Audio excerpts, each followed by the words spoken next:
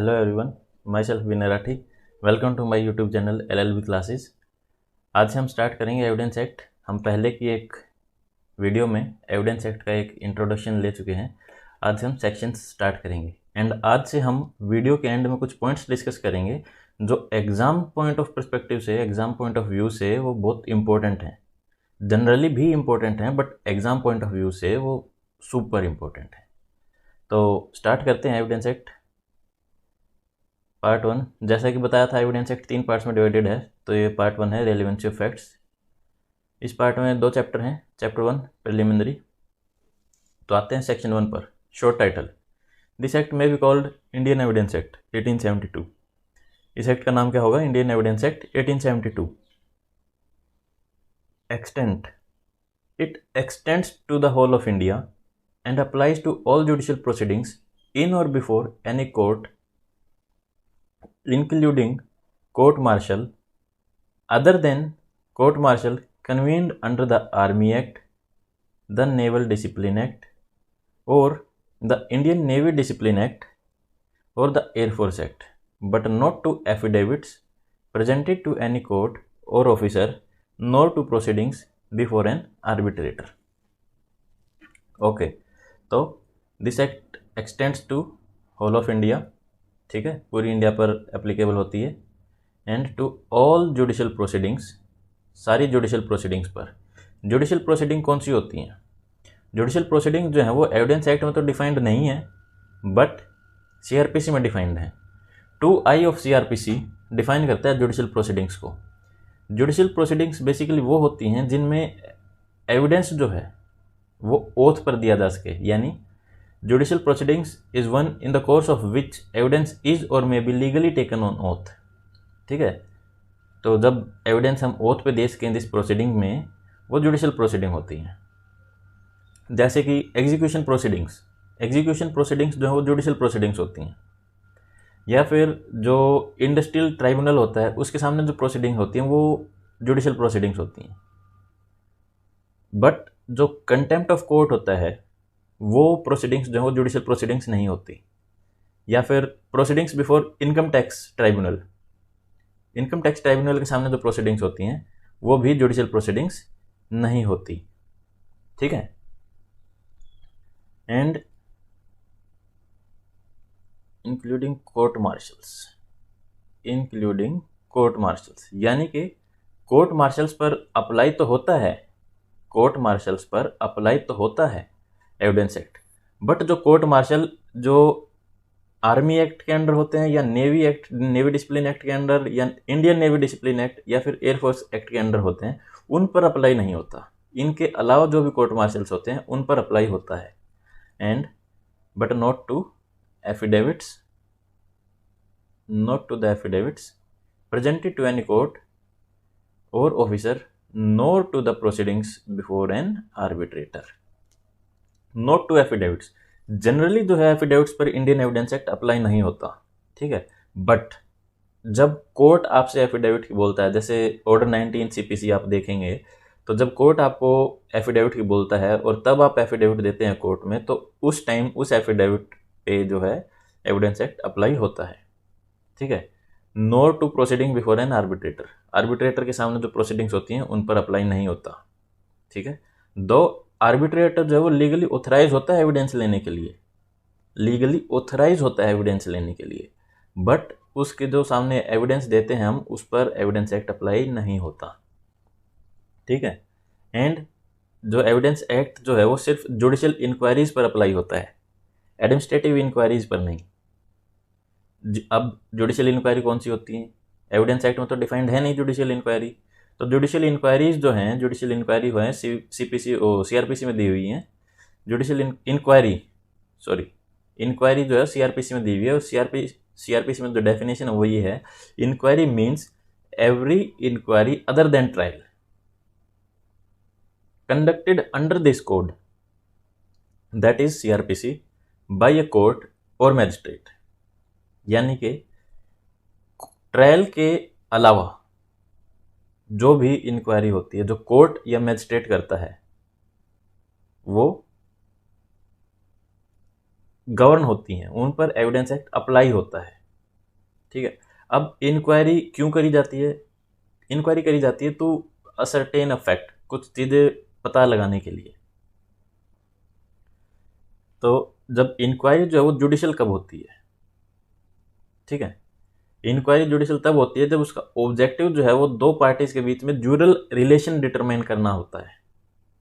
ज्यूरल relation मतलब to persons या two entities के बीच में जो लीगल रिलेशन है, जब उसको डिटरमाइन करना चाहते हैं हम, तो उस इंक्वायरी को जब कोर्ट करता है, जब कोर्ट डिटरमाइन करना चाहता है या मैजिस्ट्रेट करता है, तो उसको हम जुडिशियल इंक्वायरी कहते हैं।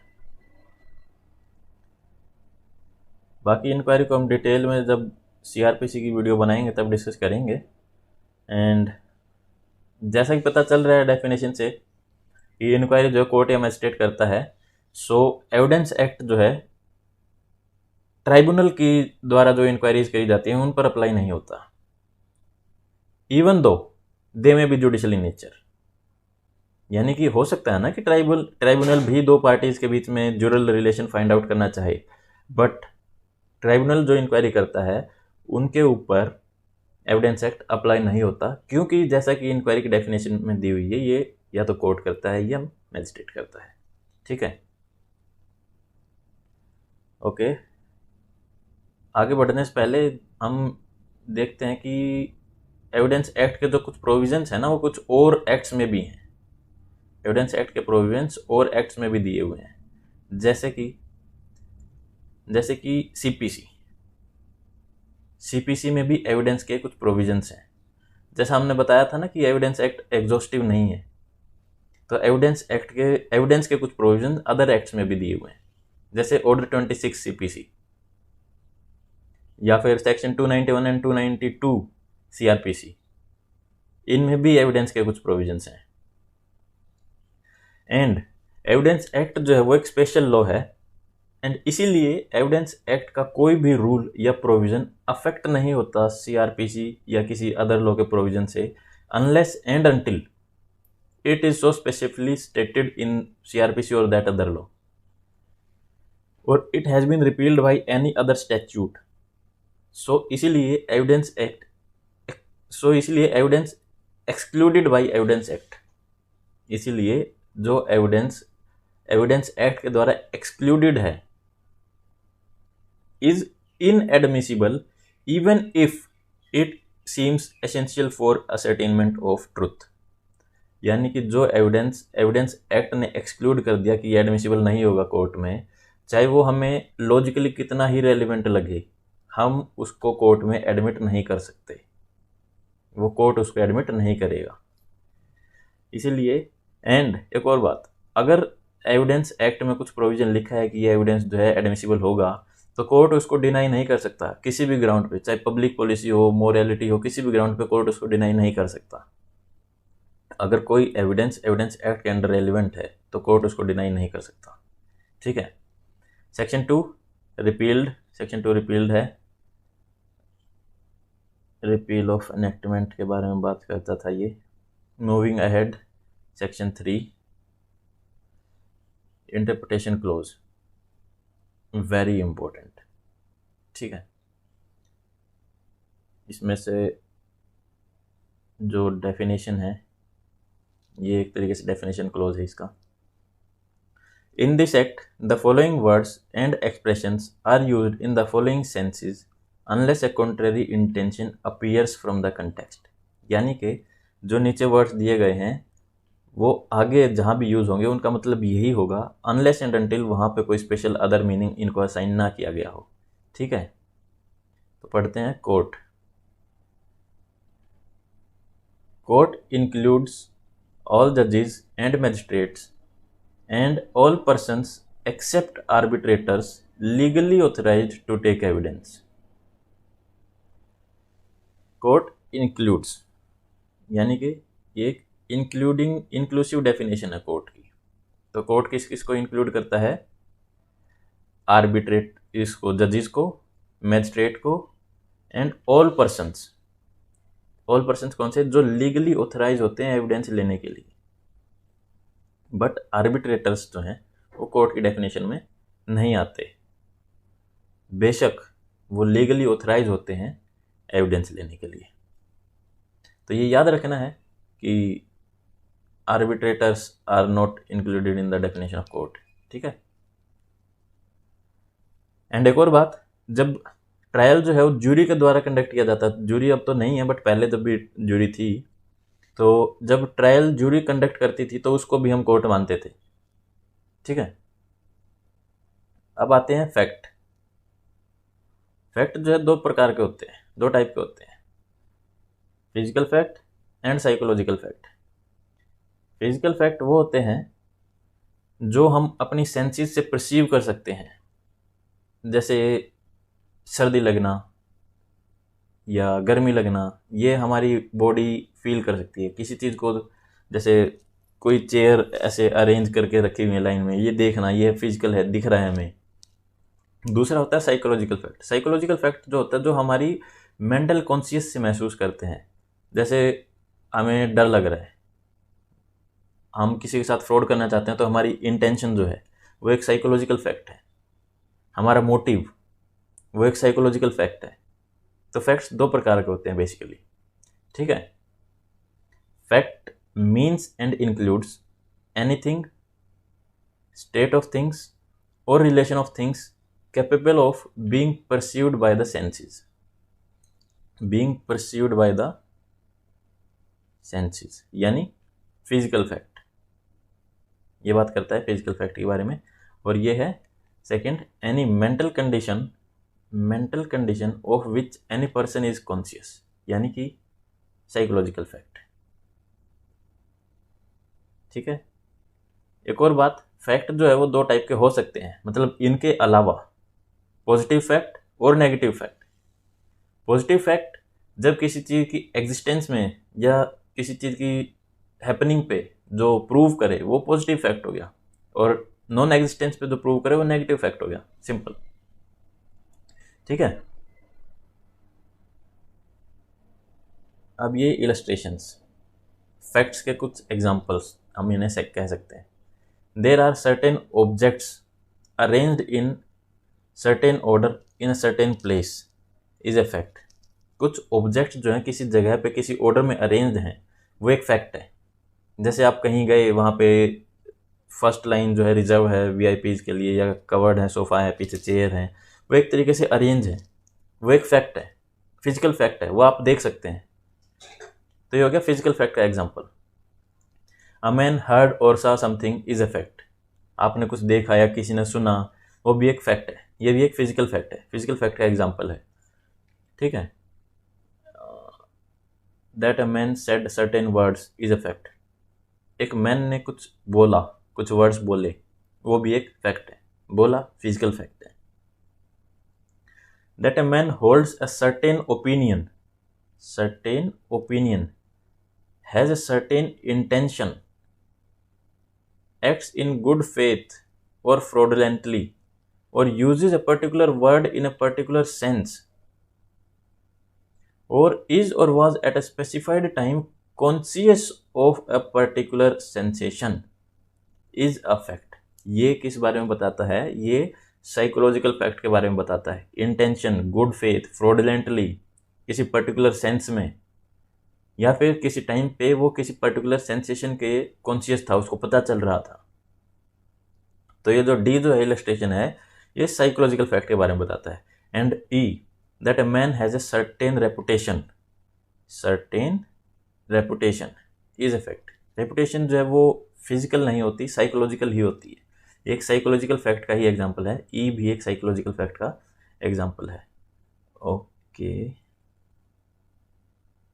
आगे बढ़ते हैं। एक और बात, फैक्ट जो है दो टाइप के होते हैं, जैसे कि relevant fact and fact in issue. Relevant fact जिसको हम फैक्टम प्रोबेंस भी कहते हैं, और फैक्ट इन इशू जिसको हम फैक्टम प्रोबेंडम भी कहते हैं। Factum probans, FACTUMPROBANS, factum probans, relevant fact. Factum probandum, fact in issue, FACTUMPROBANDUM, factum probandum. पहले बात करते हैं रेलेवेंट फैक्ट की। Relevant fact one fact is said to be relevant to another when the one is connected with the other in one of the ways referred to in the provisions of this act relating to the relevancy of facts. Relating to the relevancy of facts. एक fact दूसरे fact से relevant तब कहा जाएगा जब वो किसी एक तरीके से उससे कनेक्टेड होगा, किस तरीके से, जो इस एक्ट में लिखा हुआ है। यानी सेक्शन 5 to 55 डील करता है रेलेवेंसी ऑफ फैक्ट, जो उसमें लिखा हुआ है वो फैक्ट उनमें से किसी भी एक तरीके से अगर रेलेवेंट लगता है किसी दूसरे फैक्ट से तो वो रेलेवेंट फैक्ट होगा। ठीक है। So one fact is said to be relevant to another when one is connected with the other in any of the ways referred to in the provisions of this act relating to relevancy of fact. Relevancy of fact. तो ये है chapter 2, 5 to 55। ठीक है।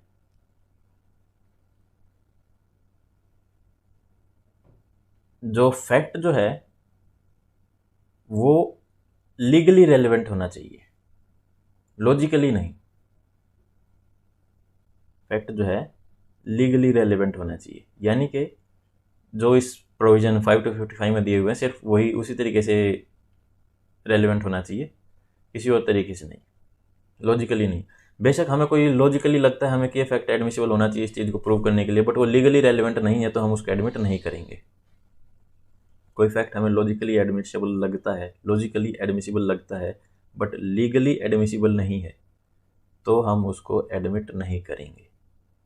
और एक और बात, fact relevant होना चाहिए और एडमिसिबल होना चाहिए, ठीक है। बट वो फैक्ट आपको कैसे पता चला या वो चीज़ें आपके बारे में आपको कैसे पता चली वो मैटर नहीं करता। यानी एविडेंस जो है वो एविडेंस रेलेवेंट होना चाहिए, बट वो एविडेंस किस तरीके से आया, आप कहाँ से लेके आए, वो मैटर नहीं करता। ठीक है। अब आते हैं फैक्ट इन इशू। पर सिंपल लेमैन की लैंग्वेज में अगर मैं आपको बताऊं फैक्ट इन इशू, तो fact in issue are those facts which are asserted by one party and denied by other. इनको प्रिंसिपल फैक्ट भी कहते हैं हम, फैक्टम प्रोबेंडम, जैसा मैंने अभी बताया था। एंड अब डेफिनेशन देखते हैं इसकी। The expression fact in issue means and includes any fact from which either by itself or in connection with the other, the existence, non-existence,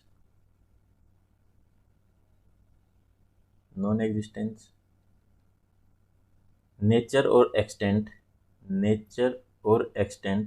of any right, liability, disability, asserted or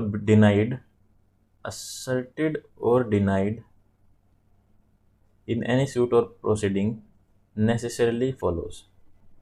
यानी कि जो fact या तो खुद से या फिर किसी और फैक्ट से कनेक्टेड, यानी रेलेवेंट फैक्ट, जो किसी चीज़ की एग्जिस्टेंस या नॉन एग्जिस्टेंस या नेचर या extent of any right, liability और डिसेबिलिटी, किसी राइट का नेचर, वो कि उसका कैसा अधिकार है वो, या उस लाइबिलिटी का नेचर कि उसकी कितनी लाइबिलिटी है या कैसे उसकी लाइबिलिटी है, या डिसेबिलिटी का नेचर या एक्सटेंट बताता है या डिनाई करता है उस किसी सूट में या प्रोसीडिंग में, वो फैक्ट इन इशू होता है। जैसे क्रिमिनल प्रोसीडिंग में फैक्ट इन इशू जिसको हम कहते हैं वो चार्जशीट होती है। सिविल केसेस में तो इश्यूज रिकॉर्ड करे जाते हैं, बट क्रिमिनल केसेस में चार्जशीट होती है जो किसी पर्सन की लाइबिलिटी बताती है कि इस पर्सन ने ये अपराध किया है तो अब ये लायबल है इतनी सजा के लिए। तो जो प्रोसिक्यूशन है वो असर्ट करती है, बट उसी असर्शन को, उसी फैक्ट को डिफेंस जो डिनाई करता है। तो ये फैक्ट इन इशू है कि वो चार्जशीट सही है, मतलब जो चार्जेस उस पर लगाए गए हैं वो सही है या नहीं। ठीक है। एंड क्रिमिनल केसेस में चार्जशीट होती है, सिविल केसेस में उसको इश्यूज फ्रेम करे जाते हैं। तो अब इसकी explanation. Whenever under the provisions of the law for the time being in force relating to civil procedure. Any court records an issue of fact. The fact to be asserted or denied in the answer to such issue is a fact in issue. यानी कि whenever under the provision of the law for the time being in force relating to civil procedure जैसे CPC की बात कर रही है, any court records an issue of fact. An issue of fact यानी जब issues रिकॉर्ड करता है, जैसे मैंने बताया था, the fact to be asserted or denied in the answer to such issue is a fact in issue. जब court issue record करता है तो वो एक पार्टी उसको असर्ट करती है, प्लेंटिफ उसको असर्ट करता है, डिफेंडेंट जो उसको डिनाई करता है। तो जब वो इश्यूज रिकॉर्ड होते हैं तो वो जो रिकॉर्डेड इश्यूज होते हैं उनको फैक्ट इन इशू कहते हैं। इसका बात इतना ही है। जैसे सीआरपीसी में जो चार्ज फ्रेम होते हैं वैसे ही सीपीसी में इश्यूज फ्रेम होते हैं। ठीक है, अब आते हैं इलस्ट्रेशंस पर। A is accuse of murder of B. A ने जो एक्यूज्ड है कि उसने बी का मर्डर किया है। अब उसके ट्रायल पर कौन कौन से फैक्ट्स जो हैं इशू में हो सकते हैं। फैक्ट्स में बी इन इशू दैट, पहला तो यही होगा कि क्या ए ने जो है बी की डेथ कॉज करी है। सबसे पहला तो यही होगा, क्योंकि डेथ कॉज हुई है तो सबसे पहले यही पूछा जाएगा कि क्या ए ने बी की डेथ कॉज करी है या नहीं। तो दूसरा, क्या ए की इंटेंशन थी उसकी डेथ कॉज करने की, क्या वो उसको वाकई में मारना चाहता था या गलती से डेथ हो गई। ठीक है। Third, that A had received a grave and sudden provocation from B. ये भी देखा जाता है कि उसने प्लान करके मर्डर किया है या उसके grave and sudden provocation. Grave and sudden provocation is an exception to murder given under section 300 IPC. ये हम आईपीसी की वीडियो में पढ़ेंगे। तो वो एक एक्सेप्शन है। जब ग्रेव एंड सडन प्रोवोकेशन होता है और तब उस किसी पर्सन की हत्या होती है तो मर्डर नहीं होता, वो कल्पेबल होमिसाइड होता है। तो ये भी देखा जाएगा कि उसने प्री प्लान्ड मर्डर किया था या ग्रेव एंड सडन प्रोवोकेशन में उसको मारा है। That next, that at the time of doing the act which caused B's death was by reason of unsoundness of mind incapable of knowing the nature. Incapable of knowing the nature, कि वो person जो है क्या वो sound mind का था, nature को जानता था उस एक्ट का कि वो क्या करना चाह रहा है। क्योंकि अगर कोई अनसाउंड पर्सन कोई एक्ट करता है तो वो भी एक डिफेंस है आईपीसी में, जनरल एक्सेप्शंस में। ठीक है, तो ये भी देखा जाएगा कि क्या उसको नॉलेज थी, क्या उस एक्ट के जो वो एक्ट कर रहा है उसके क्या कॉन्सिक्वेंसेज होंगे, क्या उसको पता था। तो ये भी देखा जाएगा। सो आज की वीडियो में इतना ही। नेक्स्ट वीडियो में हम करेंगे document and evidence, proved, disproved and not proved. उसके बाद हमारा इंटरप्रिटेशन क्लोज यानी कि सेक्शन 2 कंप्लीट होगा। कुछ चीज़ें जो एग्जाम्स के पर्सपेक्टिव से इम्पोर्टेंट है आज की वीडियो में। सबसे पहले तो डेट ऑफ एनफोर्समेंट, जो कि हमने इससे पहले वाली वीडियो में डिस्कस करी थी, 1 सितंबर 1872, same as of Indian contract act. Second, Indian evidence act जो है वो एफिडेविट्स पर अप्लाई नहीं होती। हमने ऊपर देखा अभी कि एविडेंस एक्ट जो है एफिडेविट्स पर अप्लाई नहीं होती, नॉट टू एफिडेविट्स। और आर्बिट्रेटर्स के सामने जो प्रोसीडिंग्स होती हैं उन पर भी अप्लाई नहीं होती। और फैक्ट इन इशू की जो डेफिनेशन है, लेमन की लैंग्वेज में आपको डेफिनेशन अगर याद रखनी है तो आप याद रख सकते हैं कि fact in issues are those facts which are asserted by one party and denied by other party. ठीक है, एंड जो कि डिटेल में तो मैंने एक्सप्लेन कर ही दिया कि जो किसी चीज़ की एग्जिस्टेंस या नॉन एग्जिस्टेंस या किसी चीज़ का नेचर या लायबिलिटी या डिसेबिलिटी बताते हैं या डिनाई करते हैं उसको फैक्ट इन इशू कहते हैं। सिविल केसेस में इश्यूज बनाए जाते हैं, इश्यूज फ्रेम करे जाते हैं। क्रिमिनल केसेस में चार्जशीट होती है। ओके, सो यही था आज की वीडियो में। Thank you. I hope video आपको पसंद आई होगी, इन्फॉर्मेटिव लगी होगी। अगर ऐसा है तो please like, share and subscribe and follow me on Instagram that on LLB classes for more law related videos. Thank you.